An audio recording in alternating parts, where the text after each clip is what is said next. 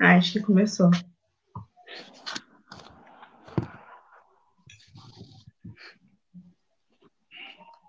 Começou. Ótimo.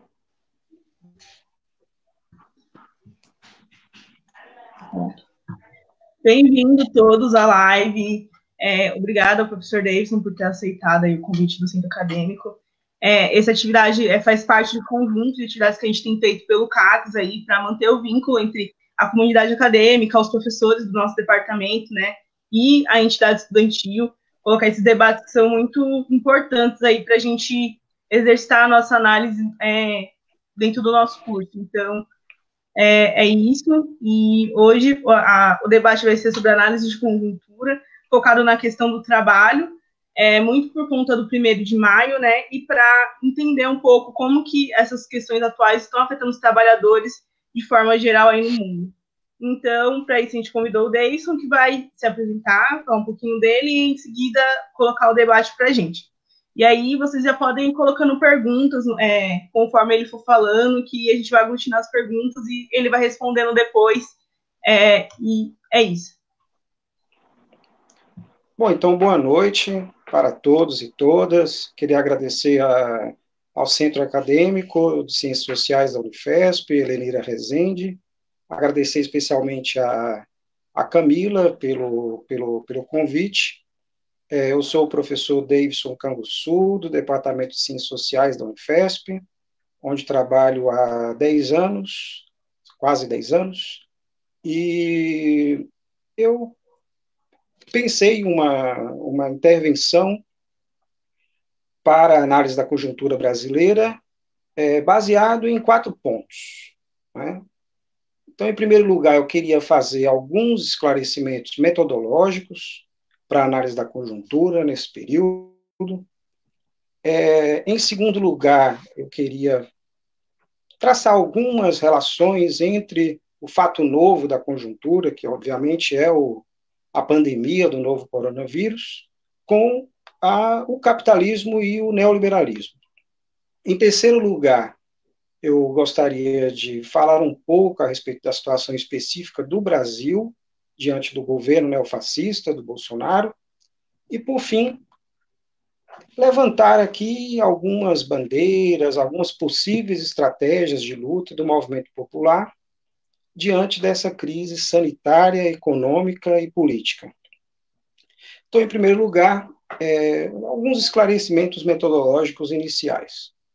Eu creio que na análise de conjuntura, para qualquer análise de conjuntura, é necessário estabelecer uma diferença entre movimentos, aquilo que Gramsci chama, Antônio Gramsci, filósofo italiano, filósofo marxista italiano, chama de movimentos orgânicos ou movimentos ocasionais. É um primeiro ponto de partida necessário para tentar compreender a situação. Essa diferença, essa questão metodológica está exposto no caderno número 13 dos cadernos do cárcere de Antônio Gramsci, conhecido como Moderno Príncipe. Esse tipo de procedimento nos obriga imediatamente a procurar identificar na análise da situação concreta o que é o velho e o que é o novo, ou seja, o que é o elemento ocasional da conjuntura e o que é o elemento estrutural. Como já disse, a novidade mais óbvia que aparece nessa conjuntura é a pandemia do novo coronavírus. Mas necessitamos estabelecer para essa análise o que há de velho e estrutural. E isso nos conduz ao questionamento do momento histórico, o momento do processo histórico que estávamos vivendo, e em que medida esse fato novo, introduz novas contradições, 2, agudiza ou desloca contradições que já estavam em curso, contradições já existentes, ou 3, resolve ou supera essas contradições que estavam em curso. Bom, embora todas essas alternativas contenham algum fundamento, alguma parcela de verdade, o alcance de cada uma delas vai depender, ao fim e ao cabo, da correlação de forças e da profundidade da crise em cada contexto, em cada região do planeta. Porém, eu tendo a achar que há certo exagero nas duas ideias extremas, né, que estão colocadas. A primeira ideia é aquela ideia de que nada mudou, e o que vemos é mera exacerbação do já existente. E a segunda ideia extrema é aquela ideia de que tudo mudou a partir da pandemia e estamos diante de uma transformação histórica, estrutural e inevitável. De formas diferentes, eu creio que ambas leituras apostam numa leitura, faz uma leitura muito unilateral dos fatos. Feito esse esclarecimento metodológico inicial, passamos então à segunda parte da minha fala. A relação, então, entre novo coronavírus, capitalismo e neoliberalismo. Retomando, então, as três perspectivas metodológicas enunciadas, eu diria o seguinte: a ideia segundo a pandemia introduz uma nova contradição. Para essa leitura, a crise da pandemia do Covid-19 teria deslocado o conflito de classes para um conflito sanitário de vida ou morte diante de um inimigo comum. Veja, inclusive, o slogan praticado por alguns empresários e personalidades, segundo o qual estaríamos todos no mesmo barco. Eu vou voltar mais adiante neste argumento para mostrar a sua fragilidade. Depois nós temos uma segunda leitura, né, perspectiva metodológica, segundo a qual a pandemia estaria contribuindo para resolver ou para superar contradições que já estavam em curso, né? Segundo essa leitura, a pandemia poderia evidenciar o esgotamento do neoliberalismo ou até mesmo do capitalismo. Ou ainda, seria o ingrediente fundamental, né, para a expansão em escala global de regimes totalitários. Então, tem pelo menos três grandes conjuntos de argumentos aí, né? Para alguns, a pandemia seria uma janela histórica para um novo tipo de socialismo. Essa é a leitura feita, por exemplo, pelo filósofo esloveno Slavoj Žižek, que diz que a pandemia deferiu um golpe de Kill Bill no capitalismo, né? Kill Bill em alusão ao filme do Tarantino. Em segundo lugar, para outros, haveria uma necessidade, a partir da pandemia, né? Uma necessidade irremediável de reedição de estados de bem-estar social sob uma espécie de neo-keynesianismo, né? Por exemplo, é a ideia defendida pela ativista canadense, a jornalista e ativista canadense Naomi Klein, segundo o qual estaríamos diante de a possibilidade de um Green New Deal, ou seja, um New Deal verde, fazendo alusão à necessidade de que ele fosse um crescimento baseado em padrões ecologicamente sustentáveis. E, em terceiro lugar, há aquelas leituras de que a pandemia abriria espaço para a exacerbação de regimes totalitários. É o caso, por exemplo, do filósofo italiano Giorgio Agamben ou do filósofo sul-coreano radicado na Alemanha, cujo nome eu não sei pronunciar, algo como Han Byung-chul. Eu creio que a conjuntura se encontra pouco mais aberta do que qualquer um desses prognósticos. Então, já dá para perceber que eu vou pelo terceiro caminho, ou seja, de que a pandemia agudiza e desloca parcialmente, né, contradições que estavam em curso, mas cujo desfecho se encontra em aberto. Vários autores, inclusive marxistas, a exemplo de David Harvey, já apontaram para uma leitura desse tipo. É aquela leitura segundo a qual a pandemia agudiza em muitos pontos as próprias contradições do capitalismo e do neoliberalismo. E eu acrescentaria aqui, inclusive, a contradição centro-periferia. né, que não tem sido chamada a atenção por esses autores. Com todos os seus agravantes estruturais no capitalismo dependente, como a superexploração do trabalho e a necessidade de criar mecanismos de compensação na relação subordinada que esses países estabelecem com o imperialismo. A pandemia, então, ela expõe várias contradições. Eu citaria três. Primeiro, ela expõe o caráter destrutivo do capital ao provocar ou até mesmo acelerar crises sanitárias e ambientais de grandes proporções. Vejam que o coronavírus é um vírus de alta letalidade e de capacidade de propagação, mas ele foi precedido por vários outros nas últimas décadas, como a gripe suína, o H1N1, né, a gripe aviária, o ebola, o zika, etc. Segunda contradição exposta pela crise do coronavírus. A pandemia, ela expõe a incapacidade estrutural, né, do capitalismo neoliberal de responder a tais crises diante da brutal desigualdade imposta pelo sistema imperialista. Nesse sentido, inclusive, o alarme mundial foi ligado, em parte, porque a epidemia chegou de modo voraz na Europa, e a gente observa nas estatísticas que, com exceção do Brasil e da Rússia, os países com maior número de casos e de mortes são todos eles capitalistas centrais. Por fim, em terceiro lugar, a atual epidemia é acentuada também pela atual fase de descomposição do capitalismo neoliberal, que mercantiliza, que precariza e exclui parte da população trabalhadora de serviços essenciais. E vejam, inclusive nos países de capitalismo avançado, cuja maior evidência está no desastre que a gente está assistindo nos Estados Unidos, que não tem um serviço único de saúde, embora ainda seja a economia central do planeta. Para alguns, inclusive, a pandemia seria o momento propício para a superação pela China.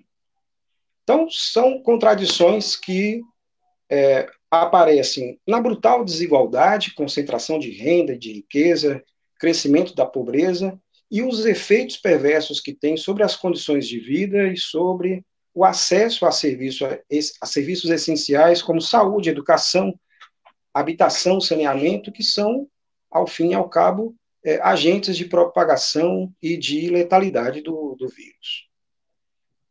Em segundo lugar, temos ainda o sucateamento da saúde pública e a mercantilização da saúde pela rede privada. Isso é expresso não só pelo acesso a planos de saúde, mas também nos interesses que envolvem as decisões sobre o financiamento da pesquisa científica, na área de medicina, especialmente, e a própria produção na indústria farmacêutica. E, por fim, nós temos o desemprego, a informalidade, a precarização do trabalho e o desmonte onde existia e a insuficiência onde não existia, um conjunto de políticas de proteção social que se tornam grandes empecilhos para enfrentamento da epidemia, mesmo diante de paliativos como a expansão do seguro-desemprego e a renda mínima emergencial em diversos países, como é o caso do Brasil. E, por fim, nós temos, no plano geopolítico, um agravante, que é a expansão de governos de direita e de extrema-direita, de feição neofascista, e eu acho que valem algumas palavras sobre esse conceito.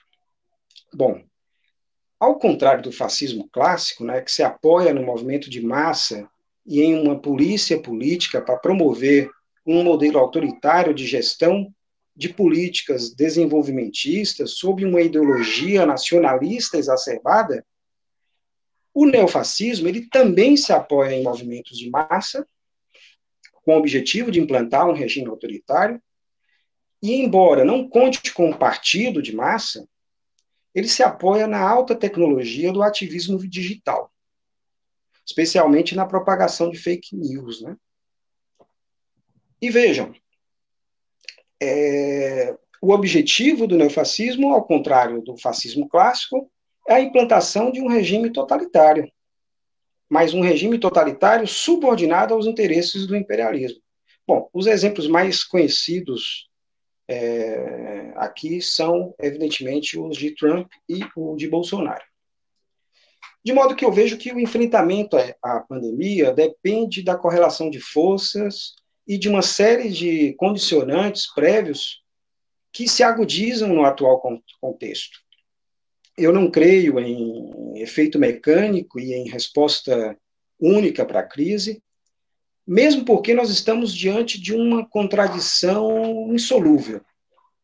Que contradição é essa? Pelo menos se a gente espera contar com os instrumentos de luta, aqueles mais habituais. Se, por um lado, a crise sanitária e econômica provocada pela pandemia abre um campo de atuação para os movimentos populares, por outro, a necessidade de isolamento social reduz sua capacidade de intervenção no espaço público. Aí nós temos a exceção do ativismo digital e dos panelaços. Mas eles, os panelaços, sabemos, ainda restritos às classes médias e, nas últimas semanas, subsumidos pelos buzinaços da extrema-direita. Então, agora, chegando na metade do nosso tempo, eu gostaria de falar um pouco sobre a situação do Brasil.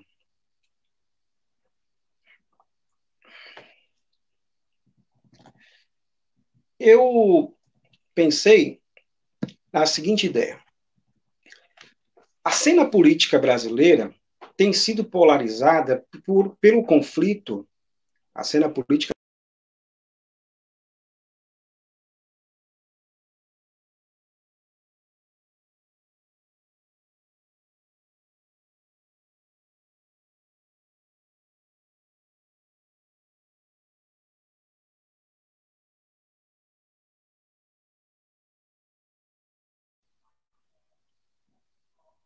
Olá, Camila, voltou o sinal?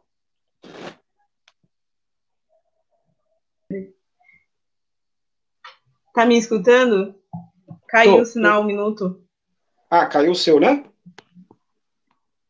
Não, caiu o seu, eu acho. Caiu você falando dos buzinaços. Ah, caiu então já era a última. Era o último comentário a respeito do segundo ponto. Então eu vou entrar no terceiro ponto. O terceiro ponto é a situação específica do Brasil. Eu creio que é necessário partir da seguinte constatação. A cena política brasileira recente tem sido polarizada pelo conflito entre isolacionistas e negacionistas, né?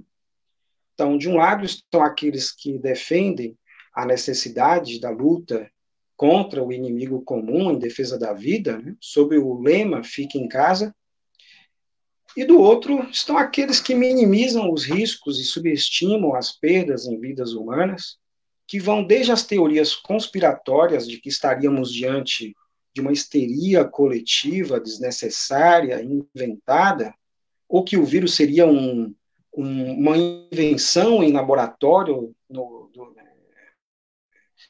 do governo da China comunista, né? Até aquela leitura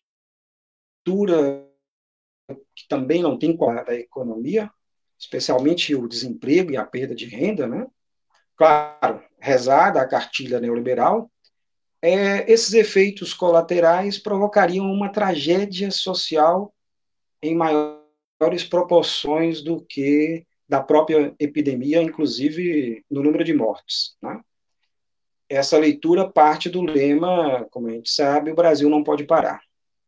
Agora vejam bem, essa contradição, isolacionismo, negacionismo, ela ela tem um revestimento ideológico, né?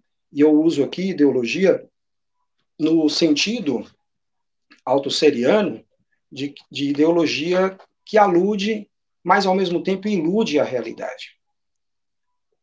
Então, como sendo ideologia, ela tende a ocultar a contradição principal no processo político. E aqui eu estou me baseando fortemente num importante texto publicado recentemente no blog A Terra é Redonda, por dois cientistas políticos doutorandos da Unicamp, o André Flores Penha Vale e o Otávio Del Passo. O texto se chama As Frações Burguesas na Crise do Covid-19, em que os autores apontam que no campo burguês, né, essa contradição isolacionistas e negacionistas é protagonizada pela oposição entre duas grandes frações da direita, né? Uma direita neofascista e uma direita que eles denominam de direita tradicional. Em relação à direita tradicional, eu prefiro usar o conceito de direita liberal, para opor à direita neofascista. Por que direita liberal? Porque se trata de uma direita que não tem uma adesão programática aos regimes totalitários, embora não descarte o uso da força em momentos de crise.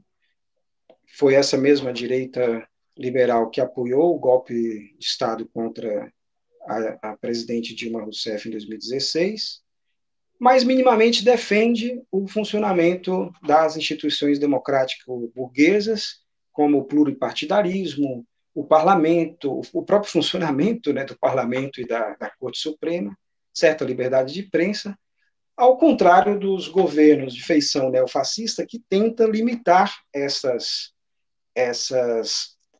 instituições da democracia burguesa e, inclusive, aspira suprimi-las, implantando uma ditadura. Os autores, né, Vale e Del Passo, eles ainda avançam, no meu entender, no sentido de mostrar que estes dois campos contam com uma base social composta por frações da burguesia. E ainda, né, além das frações burguesas, classes apoio, né, por parte das camadas médias e populares. Assim, o discurso isolacionista no campo burguês expressaria o interesse de frações burguesas menos afetadas pela crise.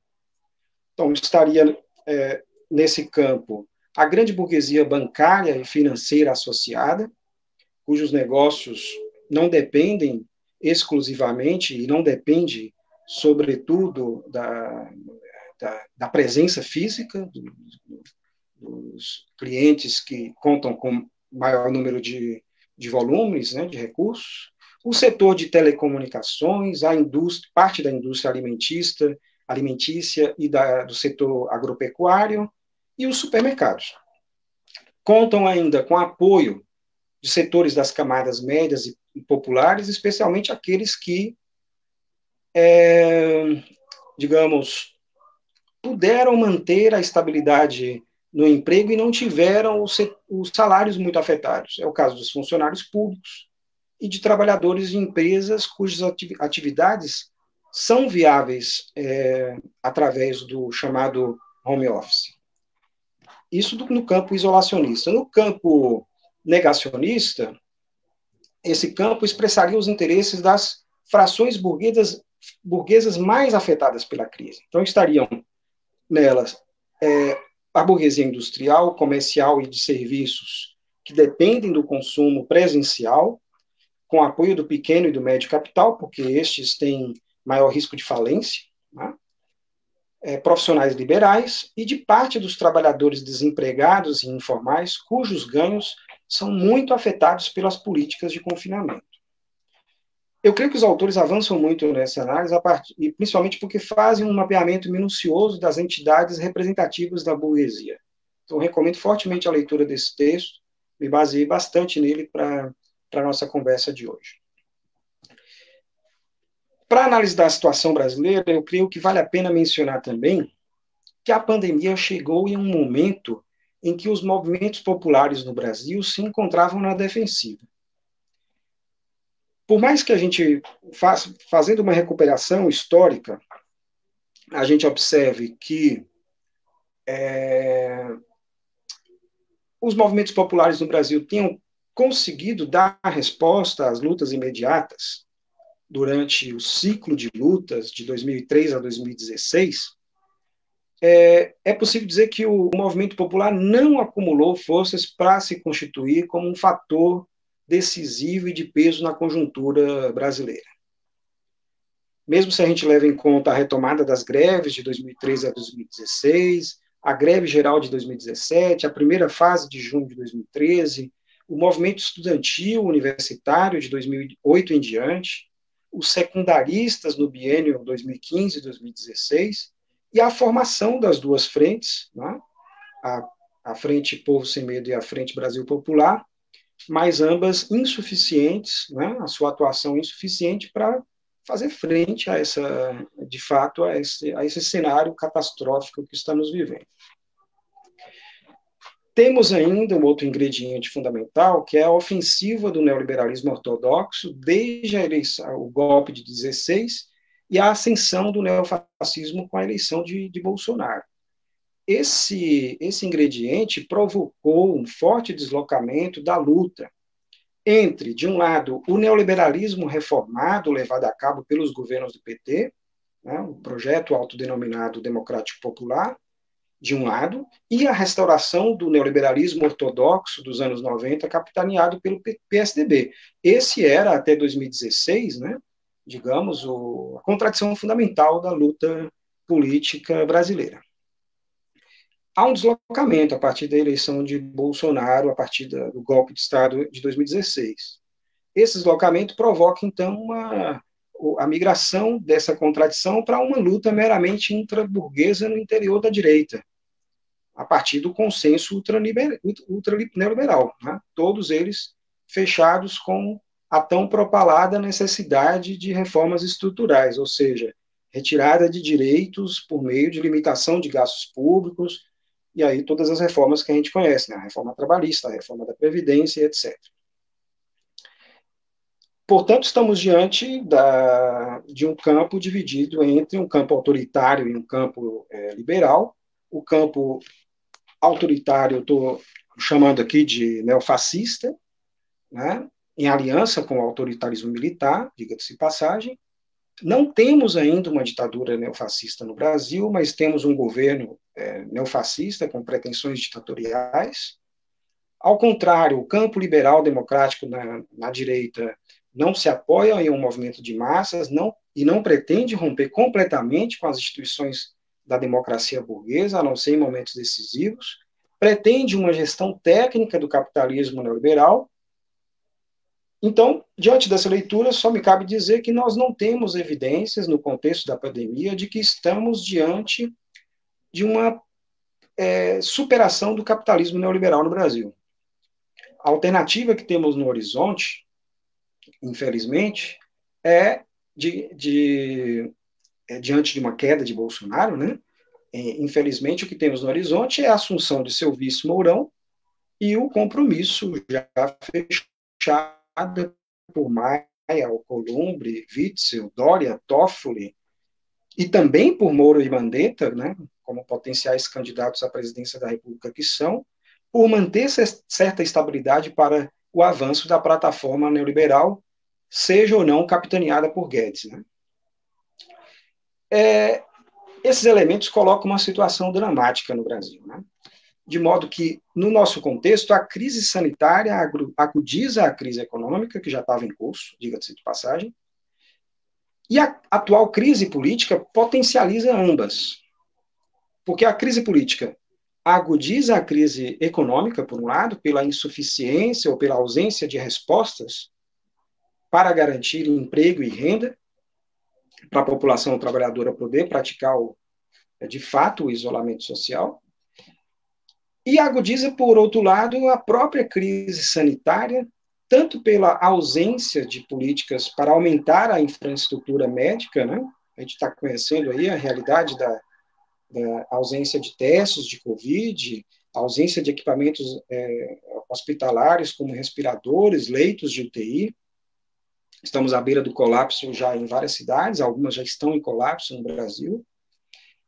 E essa crise política potencializa, então, agudiza a crise sanitária por esses motivos, mas também pelo discurso negacionista do governo federal, que estimula o afrouxamento do confinamento, né? e aquela política descentralizada, desorganizada e oscilante da política de isolamento social entre os governos estaduais e municipais. Muitas vezes é uma política hesitante e titubeante.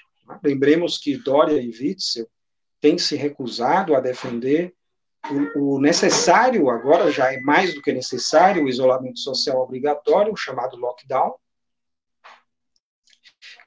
que é a única medida possível para recuperar daqui para frente o baixo índice de adesão à recomendação de confinamento, poupando aí algumas dezenas de milhares de vidas. Né? É desse patamar que estamos falando. De modo que o saldo da crise política, até o momento, não é, no meu entender, a derrocada da hegemonia ultraneoliberal e fascista. Ela tem provocado abalos, é verdade, mas ainda insuficientes para sua derrubada. O desfecho dessa crise, no meu entender, está aberto e vai desde o impeachment de Bolsonaro e uma consequente gestão prolongada da catástrofe, né? Sem a possibilidade de aprovação das reformas pró-mercado para acalmar a burguesia, até a implantação de uma ditadura neofascista por Bolsonaro. Então, eu gostaria, então, de entrar no último ponto da minha fala, que é levantar aí algumas bandeiras, algumas estratégias possíveis, se não estratégias, mas pelo menos bandeiras de lutas para o movimento popular na atual crise. Né? Acho que, em primeiro lugar, é necessário, mais do que nunca, a denúncia do neoliberalismo e do capitalismo.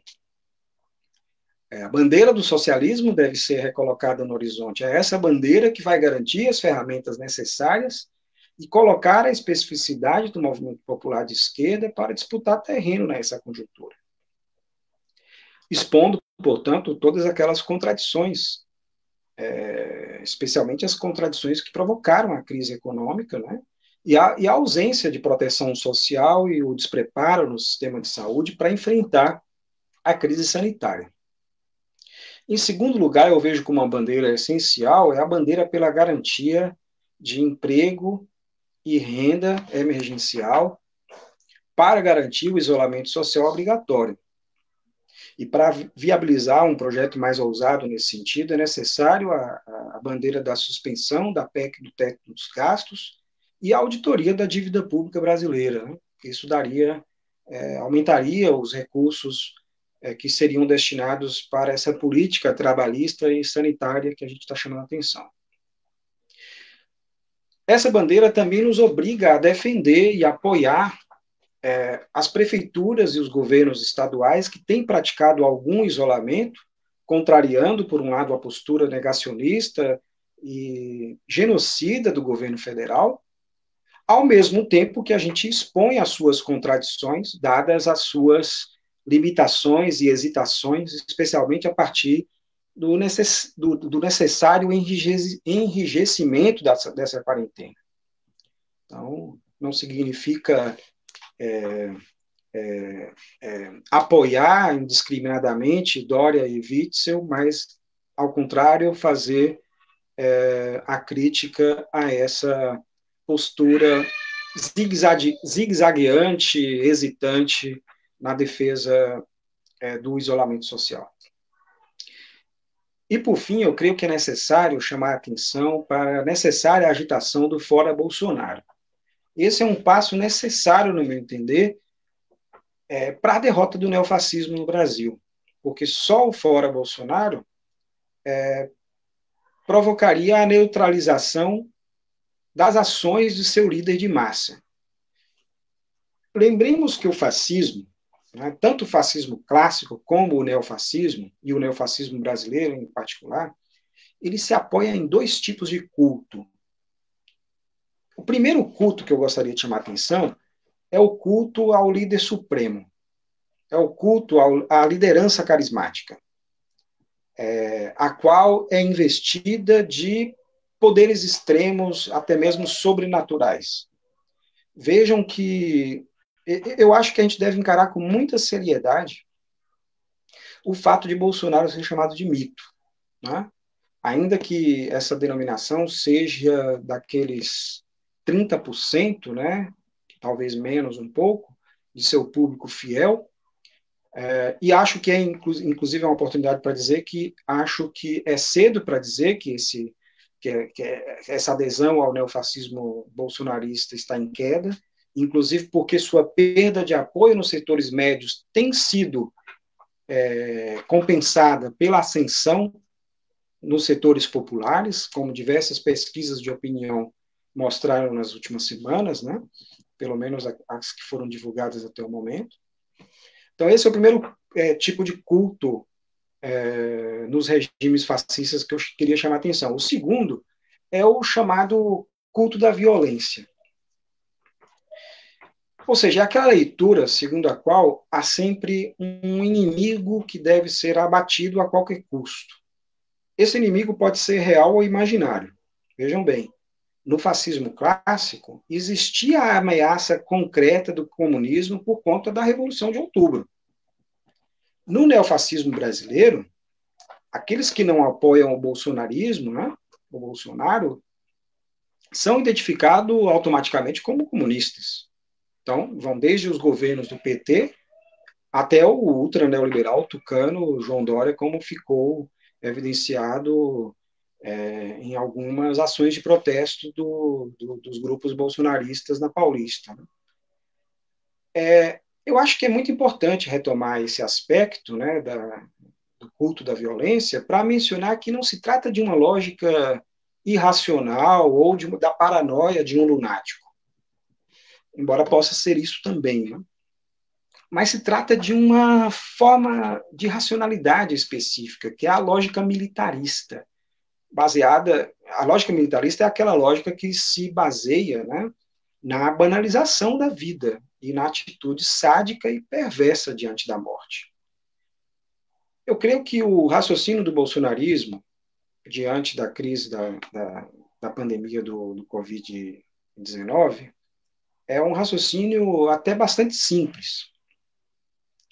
A ideia é basicamente o seguinte: se o coronavírus é parte do plano da China comunista para dominar a economia mundial, provocando, portanto, uma histeria desnecessária, porque se trata, afinal, de uma gripezinha, quando a própria China já superou a crise da pandemia, né, e aí, supostamente, toda essa reação tão rápida diante da pandemia fazia parte de um plano estratégico para que a China se tornasse de vez a fábrica do mundo, né? Esse inimigo, então, deve ser combatido com esforço de guerra. Custe o que custar. Ou seja, morra quem tiver que morrer. E a quantidade que for necessária que morra para salvar a economia. É por isso que eu já não me surpreendo, acho que a gente não deve se surpreender mais, com frases feitas do presidente, como "e daí?", né?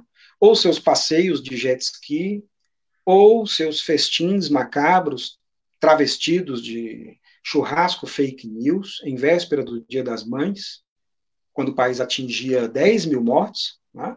Foi esse o contexto. Porque essa estratégia se baseia num cálculo político. É verdade que é um cálculo político bastante arriscado, né? No meu entender.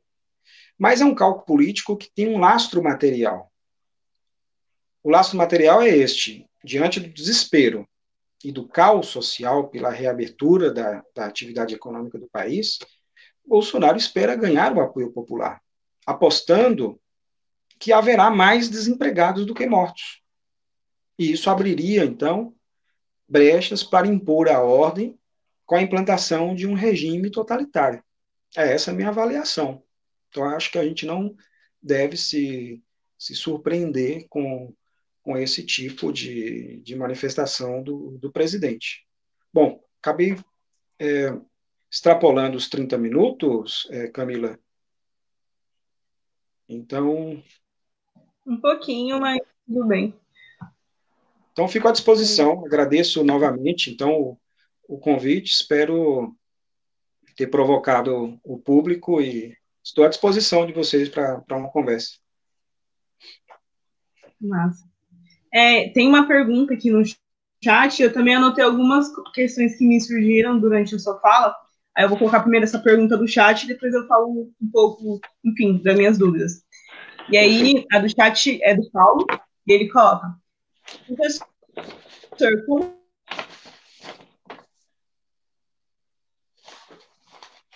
como que é possível equacionar a necessidade de mobilização e luta dos movimentos sociais? Desculpa, cortou um pouco, Camila. Eu escutei apenas equacionar a necessidade. Eu acho que seria melhor repetir a pergunta, porque eu escutei bastante cortado.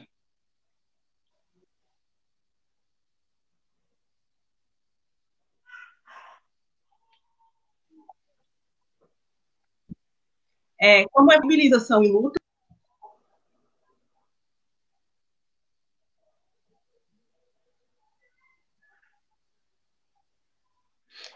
Ainda escuto meio cortado, Camila.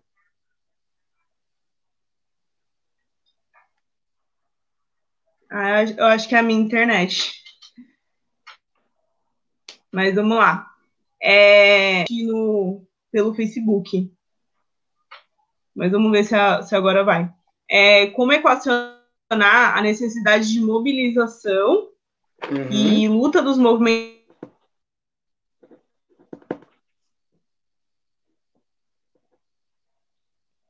sociais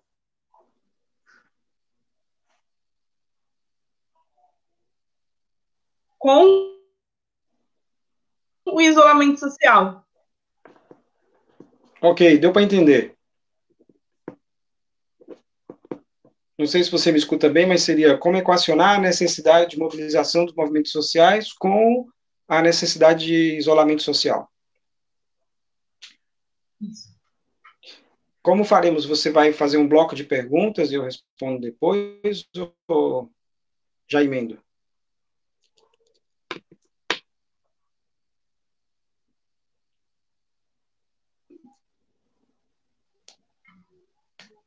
Está me escutando? Agora sim. Você vai fazer um bloco de perguntas ou eu respondo já essa na sequência? Acho que é melhor uma por uma, como não surgiu muitas perguntas, então dá para você responder essa depois. Se for surgir mais, eu vou colocando. Olha, então, eu vou acabar saindo pela tangente nessa questão, né? Ela é o grande dilema da esquerda e dos movimentos sociais hoje, né? Se eu der uma resposta satisfatória aqui sobre essa questão, imediatamente do Lula ao Boulos, do MST ao MTST, eles virão me procurar imediatamente. É uma contradição quase insolúvel, porque seria o momento de praticarmos a construção de uma greve geral, de praticarmos a mobilização de rua, e são justamente as duas ferramentas de luta que nós estamos, por um lado, desacostumados de fazer, porque estávamos na defensiva já antes da pandemia, e o isolamento social, ou seja, a aglutinação em massa, ela se vê impossibilitada pela pandemia, né? Então, eu creio que vai necessitar, né, um grande esforço e criatividade dos movimentos sociais para romper essa barreira, né? Porque já ficou bastante claro que o ativismo parlamentar e o ativismo digital, ele não dará conta de colocar respostas à altura com o peso que necessita que seja dado para a classe trabalhadora nesse momento, né? Então, eu vejo com muita dificuldade. Eu entendo a pergunta, a seriedade dessa questão, mas eu vejo também, estou no mesmo, compartilho o dilema e a angústia do ouvinte ou da ouvinte que fez a questão. Eu realmente não teria muitos ingredientes para somar a esse diagnóstico. Eu posso comentar um pouco como a gente, no movimento estudantil, está tentando se articular, né? Ah, ótimo. No caso, do centro acadêmico, a gente está articulado tanto com as outras entidades estudantis da Unifesp, como também está tentando, ao nível do possível, se articular com a UEE e a UNE, né, que são as entidades estaduais e nacionais dos estudantes. E, enfim, dentro da Unifesp, a gente está numa batalha muito grande em torno do EAD, né, se ele vai ser colocado ou não em voga. A proposta está sendo colocada que ele seja colocado através das ADEs, que é a Atividades Domiciliares Especiais. Então, a gente está construindo campanhas, vai construir campanhas aí contra o EAD, seja com plaquinhas, vídeos, como fazer essa articulação com outras universidades. Por exemplo, a gente tem contato da FABC de várias estudantes que nem estão conseguindo acessar as aulas via EAD, enfim, problematizando essa questão. Então, a gente está tentando, no nível do possível, se articular, tanto dentro como fora da universidade. Eu acredito que via internet é realmente muito difícil, né, construir a política, mas ao mesmo tempo, por exemplo, nesse último dia 8, rolou na América Latina inteira a palavra de ordem o mundo contra o Bolsonaro, né, que vários países, todos os países da América Latina, em diferentes ali, participaram, postaram plaquinhas, fotos, vídeos, levantaram hashtag no Twitter, enfim, é a forma que a gente está tendo aí de se organizar e manifestar a nossa insatisfação com o governo Bolsonaro, que é algo que não é só no Brasil, mas que, enfim, os outros países também compartilham dessa insatisfação. Então, é o que a gente tem tentado fazer, e quem tem interesse em se articular, em construir as campanhas, enfim, em estar por dentro de tudo que está acontecendo, entre em contato com a gente do centro acadêmico, que, enfim, é super importante se articular nesse momento político que a gente vive.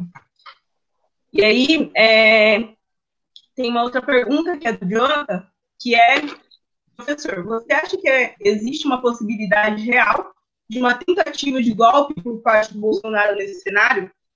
E aí eu acrescento uma pergunta minha também. Qual o papel assim, das Forças Armadas, das milícias no governo Bolsonaro? Em que medida elas fortalecem esse governo? Né? Qual o peso político real que esse grupo tem na conjuntura? Então, é isso. Bom, se existe uma ameaça real de golpe de Estado por parte do Bolsonaro, eu creio que sim, existe essa ameaça, ela está colocada no horizonte pelo presidente, talvez não tenha sido dada ainda porque a avaliação é de que não há o apoio e não reúne as condições suficientes para chegar a esse momento, né? Mas a gente já viu várias vezes que a tática do Bolsonaro é sempre dobrar a aposta quando se vê encurralado, e não descarto do leque de opções de que, em caso de que ele tenha como último recurso o apoio de forças do aparelho repressivo para implantar uma ditadura numa situação, especialmente numa situação de agravamento da crise sanitária e da crise econômica, né? Eu não descarto essa possibilidade sim, embora seja uma conjectura, né? Uma análise prognóstica que não está no horizonte do curto prazo, né? Mas eu creio que, estando no horizonte do presidente, a possibilidade de endurecimento de um regime totalitário é algo que temos que estar sempre muito vigilantes e atentos ao movimento diário dos bastidores do Congresso Nacional, dos apoios que o Bolsonaro tem no interior da burguesia, como a gente observou aqui, e não descartar de modo algum essa possibilidade. A respeito do papel das milícias e dos militares, eu separaria as questões, então, né? Eu acho que o papel das milícias é um pouco mais nebuloso, mais difícil, inclusive, de detectar, porque as milícias elas atuam por fora das instituições vigentes, né? Então é mais difícil detectar esse movimento, mesmo com todas as denúncias que existem, né? Há alguns pesquisadores que têm tentado fazer esse mapeamento, né? E demonstrado que essas milícias podem vir, inclusive, a se constituir como base para uma polícia política do endurecimento de um regime autoritário do Bolsonaro, né? Mas seria muito arriscado da minha parte fazer alguma análise nesse sentido, porque a gente desconhece muito desse submundo das milícias, né? A respeito do autoritarismo militar, vejam, assim como eu não faço uma análise de que a burguesia brasileira ou as classes trabalhadoras brasileiras conformam um bloco homogêneo, eu não creio também que os militares componham um bloco homogêneo, embora a hegemonia recente tenha sido aqueles setores que apoiam o bolsonarismo, né? Então, eu vejo o autoritarismo militar como uma das bases do governo. Não creio que ele controle o governo Bolsonaro. Eu não vejo, não fui daqueles que aderiram à ideia de que o general Braga Neto estaria fazendo. Eu esqueci o termo que foi utilizado pela imprensa na época e por alguns intelectuais de esquerda, de que ele estaria fazendo um governo paralelo, algo do tipo, eu esqueci o termo que foi utilizado, mas claro, um grupo de apoio importante do bolsonarismo. Eu creio que o bolsonarismo, a principal fração que comanda o governo Bolsonaro é a fação neofascista liderada pelo próprio Bolsonaro e cujo ideólogo é o Olavo de Carvalho, né? Então, e creio também, fazendo eco às análises que tem feito o cientista político da Unicamp, o Armando Boito Júnior, creio também que que esse grupo bolsonarista, neofascista, é aquele que tem se tornado cada vez mais hegemônico dentro do governo Bolsonaro. Eu vejo dessa forma. É um grupo de apoio importante do bolsonarismo, mas ainda creio que a direita, a polarização no campo da direita está dada por aquela que eu mencionei, né? A direita neofascista e a direita liberal, né? Que nesse cenário vem polarizando com o governo Bolsonaro por meio do STF e do Parlamento Brasileiro, né? Do Congresso Nacional. Colocaram também em relação a essa questão da milícia, se o golpe não poderia ser miliciano semelhante ao boliviano. Eu não conheço a experiência boliviana, se você conhecer e quiser compartilhar com a gente. Não, eu não conheço a experiência boliviana, eu não poderia comentar nada a respeito disso, né? Eu tenho maior proximidade, né, na realidade latino-americana, muito mais proximidade com a realidade argentina, né, que nesse contexto, inclusive, da pandemia, tem sido um contra-exemplo para nós, né, por conta da ascensão de um governo alinhado ao campo democrático popular.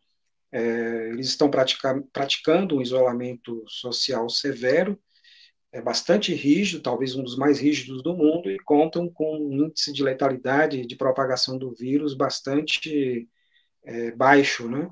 Dando um exemplo para toda a América Latina de que é possível, sim, salvar vidas sem comprometer a economia, né?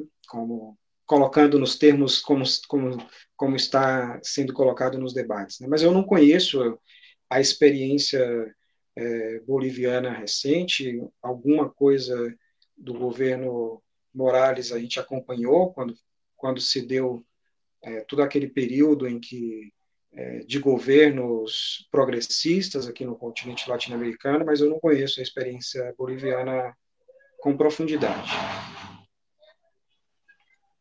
Surgiu uma outra pergunta aqui, que é a seguinte, da Fernanda. Você aponta a necessidade de discutir claramente o socialismo. Como você avalia a atuação da esquerda brasileira no contexto atual?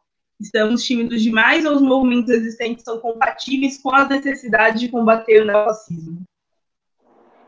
Desculpa, falhou um pouquinho. Talvez se você repetir, mesmo que falhe, eu vou juntando eu monto o quebra-cabeça da pergunta. você aponta a necessidade de discutir claramente o socialismo. Como você avalia a atuação da esquerda brasileira no contexto atual? Estamos tímidos demais ou os movimentos existentes são compatíveis com a necessidade de combater o neofascismo? Entendi. Vejam, a questão é por isso que na minha fala eu retomei um pouco o momento da luta de classe que estávamos vivendo desde antes da pandemia. O movimento popular brasileiro ele vinha na defensiva. E ele não, eu uso sempre uma metáfora para exemplificar a necessidade de construção de uma ferramenta de luta que fosse à altura do golpe de 2016. Durante todo o período anterior, de 2003 a 2016, nós fazemos no nosso grupo de estudos aí na Unifesp um levantamento dos conflitos sociais no Brasil nesse período, né?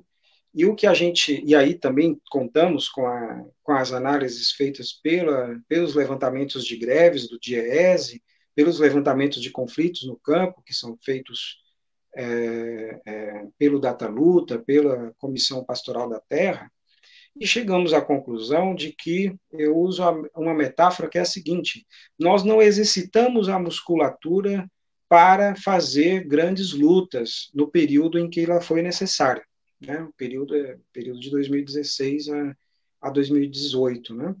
Nós tivemos um período muito importante de conquistas materiais para a classe trabalhadora, mas que transformou a pauta de luta dos trabalhadores numa proposta reivindicativa mais imediata.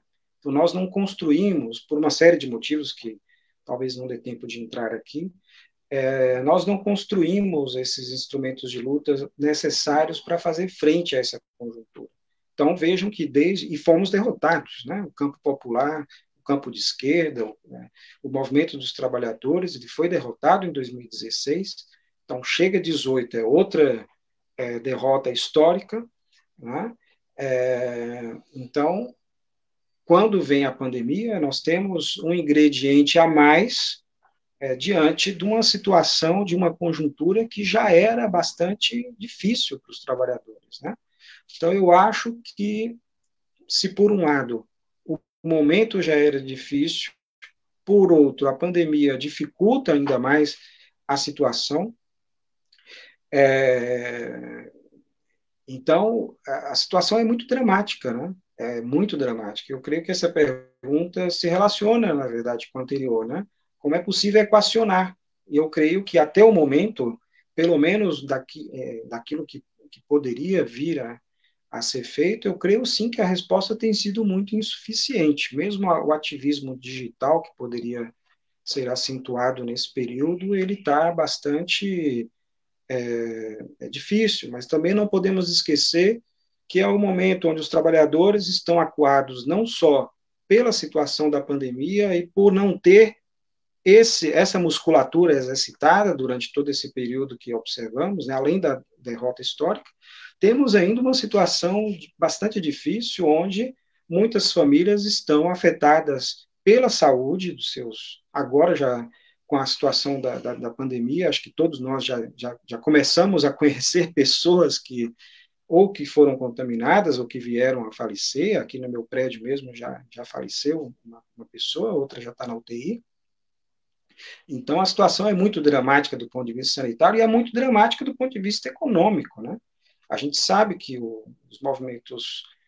É claro que a leitura de conjuntura ela tem que ser necessariamente multifacetada, né? Como diria o velho Marx, né? O concreto é uma síntese de múltiplas determinações. A gente tem que levar em conta uma série de condicionantes, claro, hierarquizar esses condicionantes, estabelecer quais são as contradições principais, quais são as contradições secundárias, tem que ter rigor analítico e teórico para isso, mas nós sabemos que a dificuldade econômica impõe sérias restrições para a luta, né? A própria necessidade a perda do emprego, nós temos cálculos já de que nos próximos 3 meses chegaremos a 17,5%, 18% de desemprego no Brasil, então 5, 6 milhões, de 3 a 5 milhões de carteiras assinadas que estarão indo embora, fora a perda de renda e uma situação social, sanitária, econômica e psicológica bastante difícil, né? Então, a situação é muito dramática. Em relação a essa pergunta, eu queria comentar um pouco também. Eu acredito que, assim, os anos de governo do PT acabou afastando muito com o aparelhamento das entidades estudantis, né, no caso do movimento estudantil da UNE, e no caso de São Paulo, da UEE, ou no campo do trabalho, dos sindicatos, acaba que, enfim, houve um processo de afastamento da classe trabalhadora, dos movimentos populares, enfim, da classe popular das suas ferramentas. Então, acho que essa é uma das consequências de agora haver uma esquerda tão tímida, e, ao mesmo tempo, até estando na universidade como estudante, eu observo o quanto que o liberalismo está presente também dentro dos movimentos sociais, enfim, dentro dos espaços políticos da esquerda. Então, muita gente, às vezes, acaba tendo uma perspectiva individual da luta política, que é uma perspectiva completamente equivocada, né? A gente não luta sozinho, a gente não luta fazendo comentários na internet, fazendo análise pela internet, a gente luta junto coletivamente. Então, é muito importante que a gente se organize, então, dentro dos sindicatos, dentro das entidades estudantis, dentro dos movimentos sociais, movimentos de bairro. Então, por isso a importância da gente construir coletivamente, justamente para avançar juntos, né? Conseguir intervir de fato na nossa conjuntura, que é algo que não tem acontecido ultimamente. Então, é isso que eu tinha para comentar. E aí surgiu mais duas perguntas. A primeira é: professor, o que aconteceu com o Dória? Sua leitura para o posicionamento político dele. Desculpa, para... não... Fala devagar. Vai. O que aconteceu com o Dória? Qual a sua leitura do posicionamento político dele?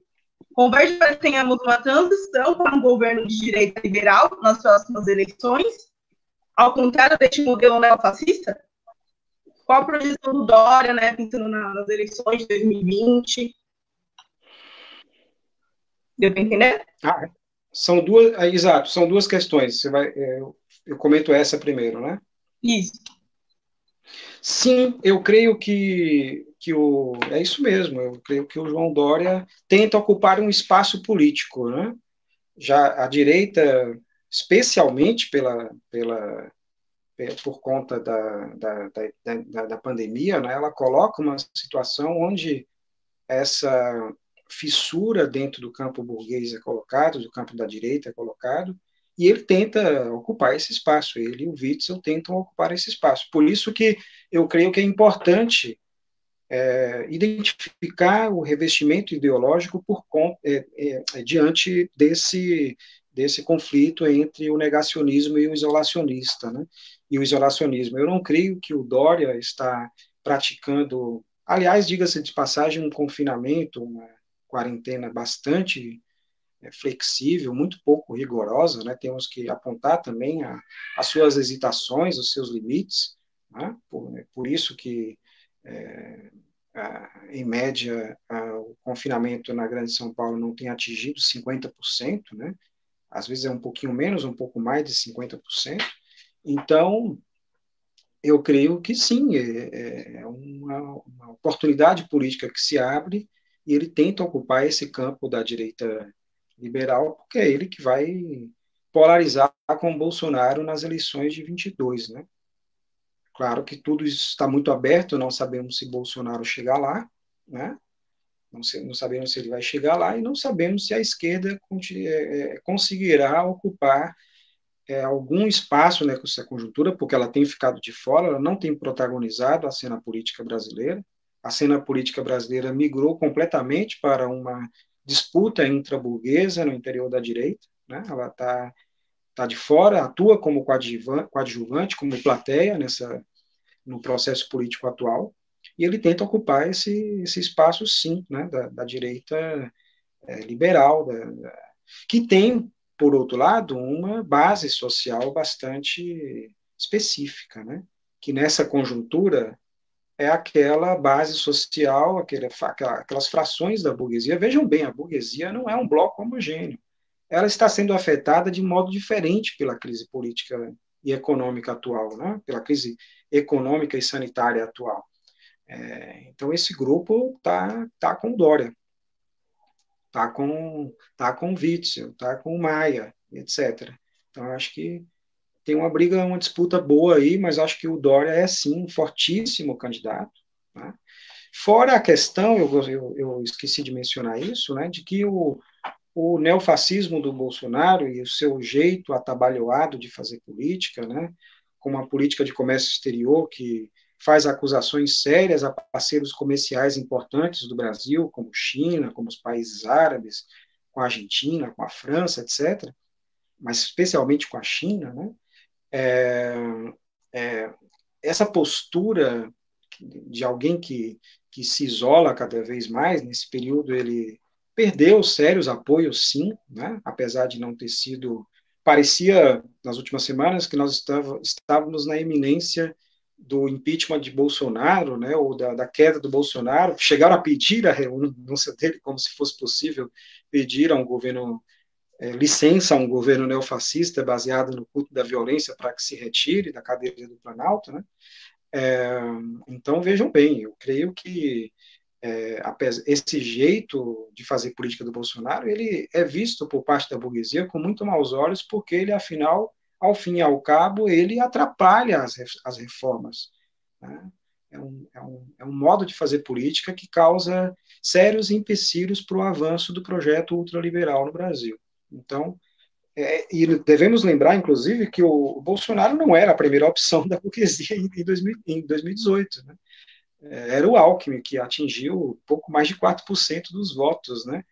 Eu me lembro que até a véspera não, mas até algumas semanas antes, eu apostava com alguns amigos de que o segundo turno seria Bolsonaro e Alckmin. Né? E ele não cresceu, a gente ficou na expectativa de que ele crescesse, com apoio que ia ter da Rede Globo e dos fortes setores da burguesia industrial, financeiro, bancário, etc.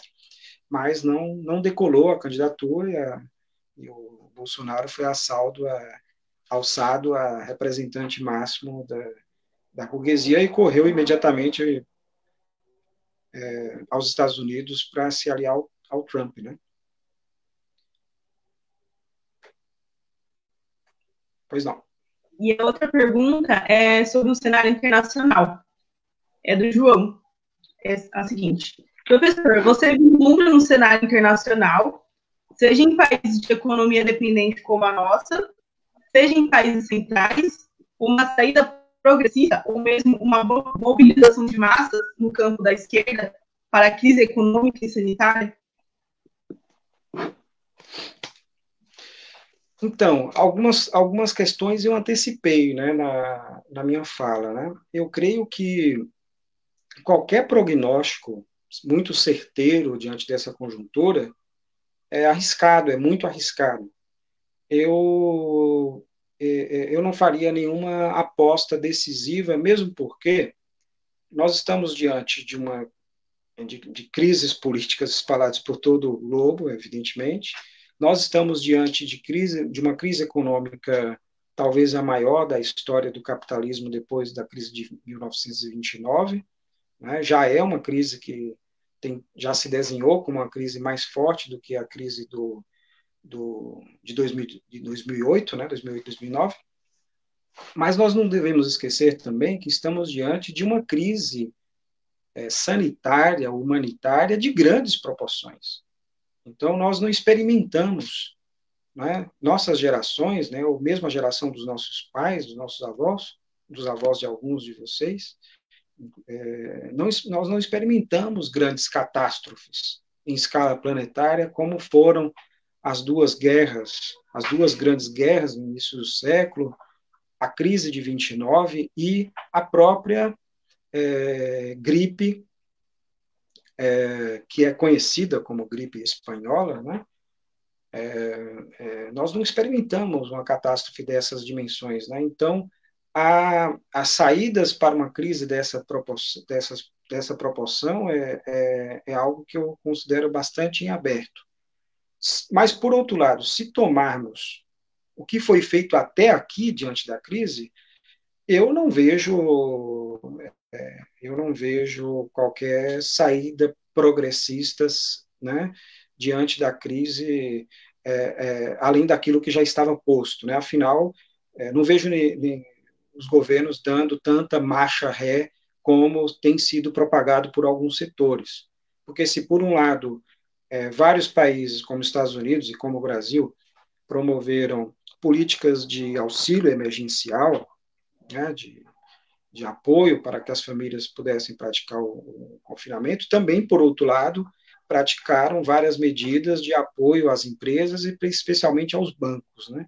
Então, eu não vejo que está num horizonte de curto prazo o, a ampliação do campo progressista diante da pandemia. Mas vejo, por outro lado, que há uma conjuntura propícia, mas, por outro lado, com muitas dificuldades diante do isolamento social. Então, veja que se trata de uma teia, de uma cadeia, né, e de uma teia bastante complexa, né, cujos resultados são ainda difíceis de dar um contorno. É muito difícil fazer análise de conjuntura baseado na situação recente, é mais difícil fazer sobre a situação atual e é mais difícil ainda fazer prognósticos com o que a gente tem, né? Então, mas com os ingredientes que temos em mãos, eu não vejo um movimento global pela ampliação nem do socialismo, muito menos do socialismo, melhor dizendo, e muito menos da ampliação de governos neo-keynesianos, interventores, ou seja, não vejo o neoliberalismo sendo abalado dessa forma, né? Pelo contrário, em alguns casos, a gente vê, inclusive, a exacerbação de políticas neoliberais nesse contexto. Né? Pois não. E aí tem uma última pergunta, que eu acho que já são coisas que você tocou, mas vou colocar aqui. Que é, quais seriam os caminhos para superarmos a construção desse inconsciente coletivo, que perde o tempo inteiro com um modelo de sociedade meritocrática? Quais representações de esquerda poderiam, com força, fazer frente a este modelo? Acho que seria interessante se você comentasse um pouco dos sindicatos, qual a situação atual do sindicalismo no Brasil, enfim, e como construir essa contra-hegemonia, né? Difícil, muito difícil, porque, veja bem, eu creio que a crise da pandemia ela tem provocado, por outro lado, a aproximação dos setores da esquerda no Brasil, né? Com todos aqueles empecilhos que já chamamos a atenção aqui mais de uma vez. Se contamos com aquilo se partimos e contamos com aquilo que existe, eu creio que temos que levar em conta diferentes desafios que temos à frente. Né? Por isso que a política de alianças, ou de pactos, ou de formação de frentes, ela deve ser muito cuidadosa e ela deve levar em conta os diferentes alcances, né?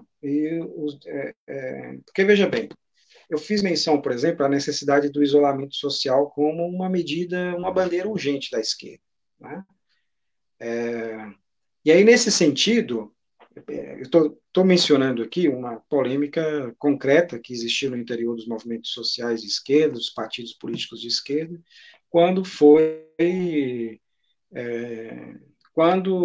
enfim, se trocaram acusações de que parte da esquerda estaria fazendo um apoio acrítico ao Dória aqui em São Paulo, ou até mesmo ao Witzel lá no Rio de Janeiro. Né? Mas vejam bem, a política de isolamento social, essa bandeira para a classe trabalhadora nesse momento, é uma questão de vida ou morte, são os trabalhadores que estão mais expostos à contaminação, né? Os trabalhadores chamados serviços essenciais, aqueles que, que não pararam de trabalhar nesse momento, né? As condições sanitárias na periferia possibilitam a propagação do vírus, né? Então, é, o apoio crítico a essa política, no meu entender, é mais do que necessário. Agora, se vamos descendo a escala das nossas aspirações, das nossas bandeiras, cada vez nós contamos com um grupo mais restrito, né? O Dória, devemos levar em conta que, apesar de apoiar certa política de isolamento, o Dória não apoia a, a garantia de renda e de emprego para os trabalhadores durante a crise. Ele não apoiaria uma medida como essa, mesmo porque nós mencionamos que se trata de um governo que está aliado a uma fração da direita, a chamada direita liberal, e que fecha no campo econômico com o ultraliberalismo. Então, com este não podemos contar. Então, com quem podemos contar? Bom, vocês conhecem mesmo tanto que eu, ou talvez mais, ou seja, são os movimentos sociais, populares, os sindicatos críticos ao governo Bolsonaro, os partidos de esquerda. É a partir do que devemos construir. Agora, é necessário que a própria aproximação das duas frentes nesse contexto recente já é um grande avanço, né? A frente é um instrumento de luta necessário para esse contexto. É uma pena que ela surgiu tão tardiamente, né? Quando o golpe de 2016 já tinha sido praticamente decidido, né? Mas ele é um ponto de partida importante. A formação de uma frente única para derrotar o neofascismo, por exemplo, eu vejo como mais do que necessária, né? Agora, como se dá a atuação do campo popular numa frente desse tipo, onde oportunistas de plantão ou parcelas da, da pequena burguesia ou até mesmo da grande burguesia tentariam também galopar, a gente precisa estar num estado constante de muita vigilância, né? Mas eu vejo dessa forma, eu vejo que há muito que ser feito, pouco estávamos fazendo antes do isolamento e há uma dificuldade muito grande por conta da necessidade de isolamento. E insisto nesse ponto, porque o isolamento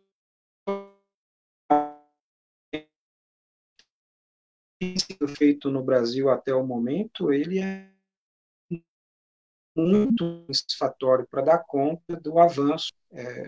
Mais do que relaxamento, o que necessitamos agora é uma garantia de um isolamento social obrigatório para conter a catástrofe, né? Porque as previsões para o Brasil são de algumas dezenas de milhares de mortos, se não centenas. Né?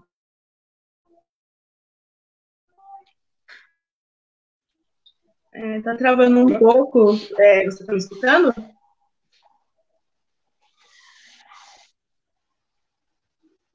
Professor? Estou escutando. Ele colocou, né, a última pergunta, quais representações de esquerda poderiam, com força, fazer frente a esse modelo? No caso, ele se referiu a qual representação política mesmo, qual liderança executiva poderia fazer essa representação da esquerda, né? Qual liderança? Executiva, institucional.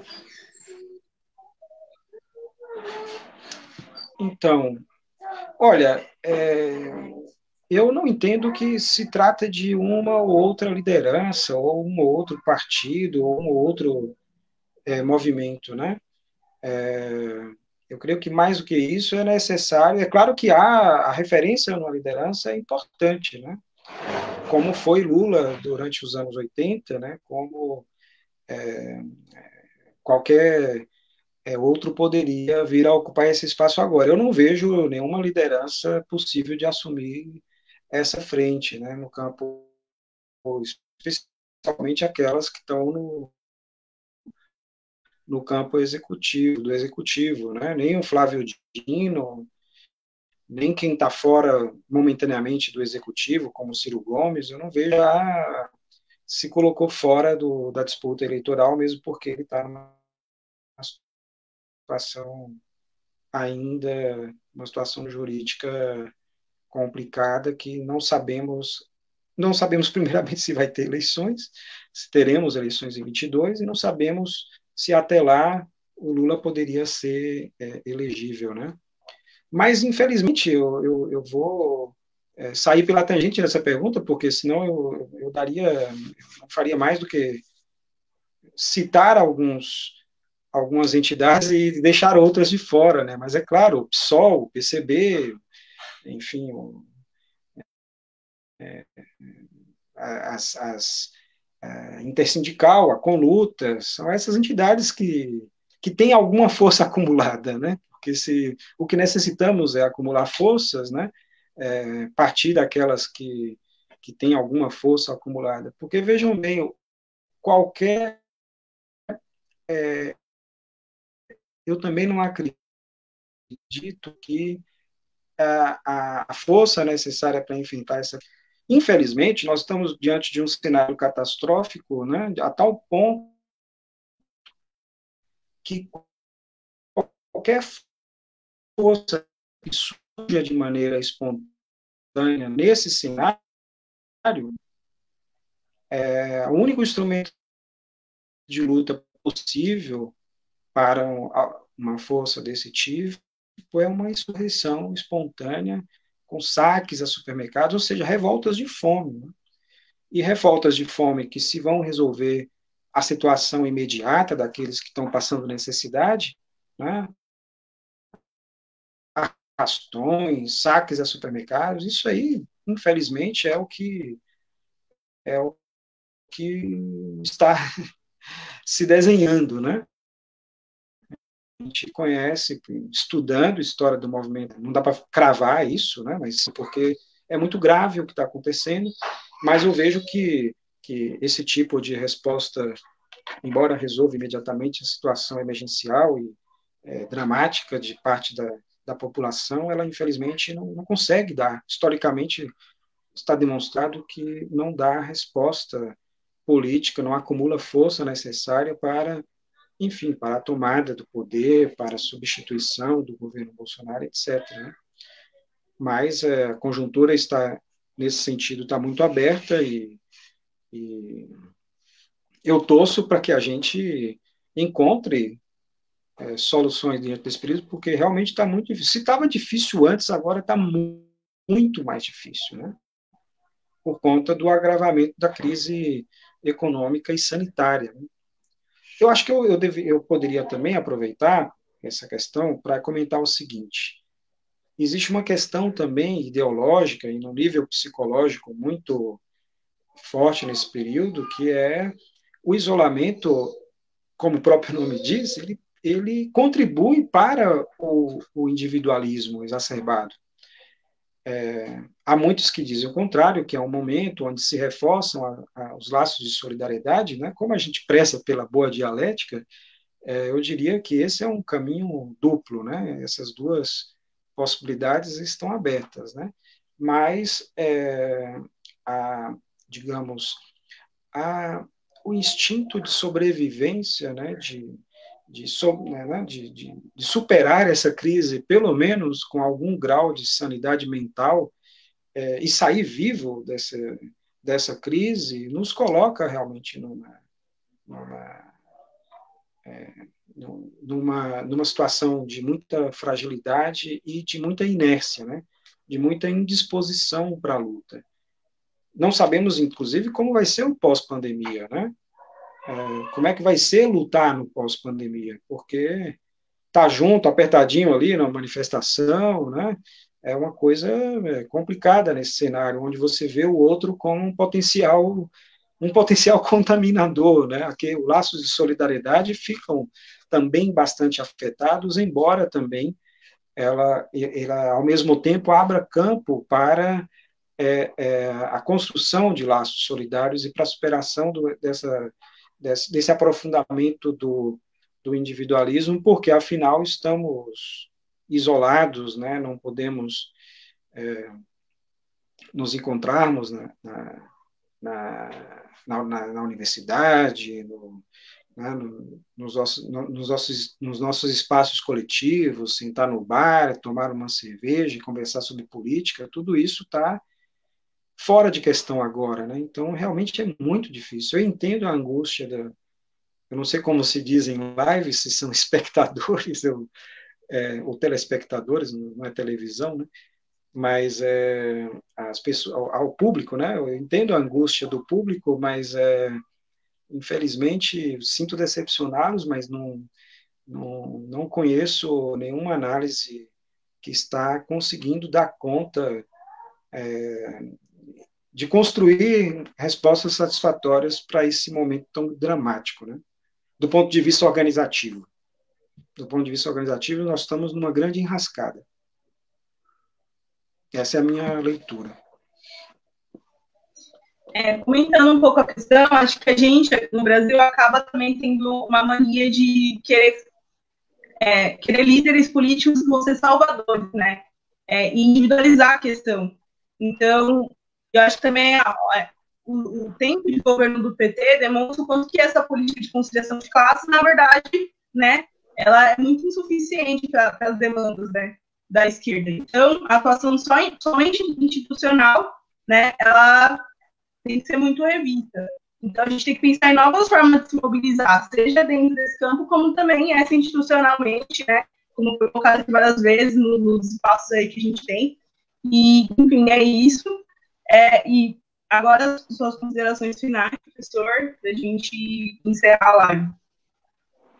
Bom, eu vou retomar, então, essa última questão que você colocou, porque, veja bem, por isso que na minha fala eu fiz questão de apontar o Fora Bolsonaro como uma bandeira, uma agitação da esquerda necessária, porque isso significa colocar agora Bolsonaro, fora Bolsonaro agora, significa não esperar até 2022. Foi essa a minha estratégia, na verdade, de apontar a insuficiência da política que defende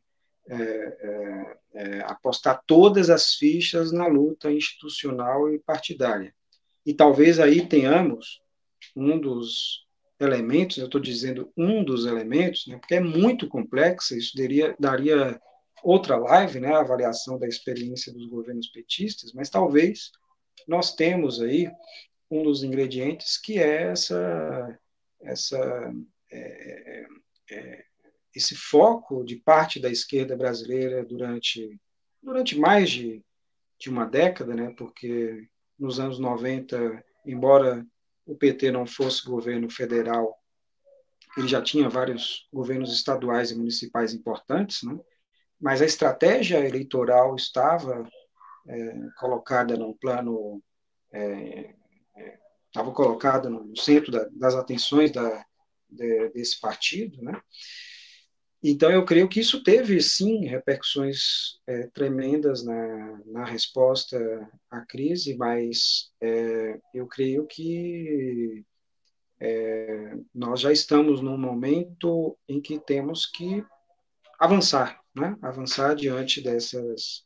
E o avanço significa, por isso também que fiz questão de colocar nas bandeiras de luta necessárias, né? Apontar o horizonte do socialismo, sim, né? Porque ele é o horizonte que nos possibilita almejar sair da barbárie, né? Porque entre a barbárie a curto prazo e a barbárie do médio prazo, eu prefiro lutar para que não haja barbárie alguma, nem agora, nem depois, né? Bom, e para terminar, eu acho que eu queria, então, agradecer, né, mais uma vez ao Centro Acadêmico por essa bela iniciativa, espero ter contribuído, né?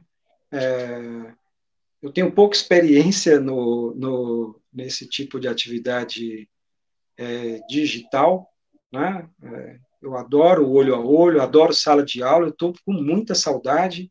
Realmente, as primeiras semanas foram muito difíceis no plano pessoal e, inclusive, profissional, porque eu estava com muita expectativa com o meu curso.